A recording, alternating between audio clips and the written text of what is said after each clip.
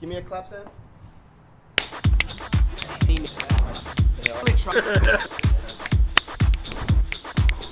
Alright, in sync, all of y'all say, welcome to the King Kramer vlog. 1, 2, 3.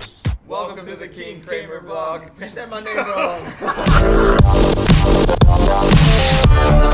What's a good idea for like talking to strangers or asking them something, but we're probably gonna get rejected because it's something awkward. So what's the bit? Like we should ask the same question over and over again, don't you think? Exactly, that's what it is. You got that side. I just really just throw out ideas. Okay, Just so like, see what sticks on the wall.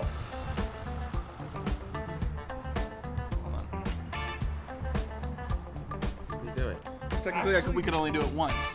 I was like, $1. Got $1. Like, what if you're like, hey, can I give you $1? The answer would always be yes. I will always You would take think $1. though. Actually, a lot of people get freaked out. Yeah, if you're trying to give them money, They're like, they don't trust. they don't trust you. Well, It's let's a try thing it of with trust. Sam's $1. We got one Let's shot. try it right now. That's the nicest mugging I've ever seen. All right, first got bit, let's $1. do this. Rejection, baby. Hey, bro, can I give you $1? $1? Yeah. Why? I just want to give you $1. You want $1? My man. Take that $1. You need to know that the deepest fear that you and I struggle with is this fear of rejection. But the scary part about it is that it's not recognizable at times, but it's actually our deepest wound. You may have just thought that you were this way, and this is just how God made you, but the truth is that it's not. It probably came from an event when you were younger where in that traumatic event, you were vulnerable and susceptible to these lies of the enemy that then you heard this voice that was a lie. And because you heard that lie, then you put up this wall to protect yourself and to keep everybody else out. Then people stay out and it just reaffirms what you already believe about yourself. So let me try and make it clear for you. Let's say that when you were 5 years old, your parents got divorced.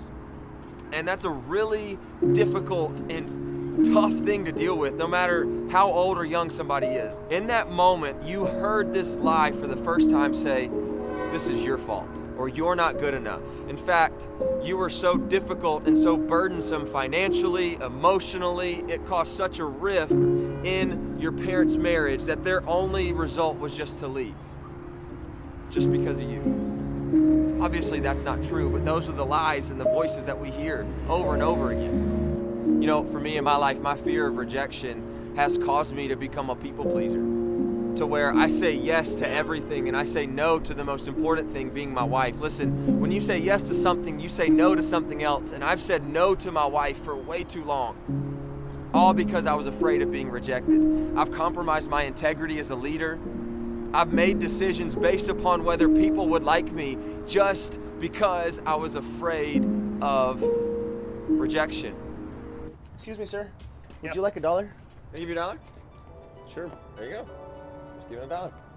Have a great day. Yeah, I like your hats. 2 tries, $2, both have been taken. You know, today you may be in a similar spot as me where you are discovering that you have this fear of rejection. I want you to know you were not created that way. That's not how God designed you to live. He actually created you to live from a place of acceptance. But the problem is we look for our acceptance in all the wrong places.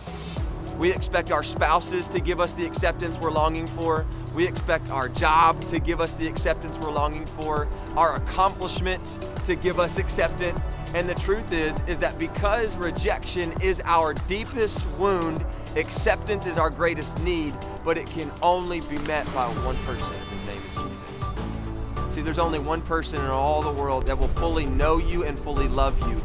He knows every thought, he knows every intention, he knows everything that nobody else knows about you, and he still loves you. See, if we were to put all of our stuff, all of our thoughts, all of our our grossness that none of us want to deal with or want people to know about us, if we were to put that on this canvas, the majority of the people in your life would run and reject you. But the one person that would stay, that would open his arms wide to you, would welcome you in, is Jesus. Because he loves you, died for you, and he wants you to live in this place of acceptance where you are fully loved, you're fully known by God. Today, if you struggle with a fear of rejection, no, you don't have to be rejected. accepted.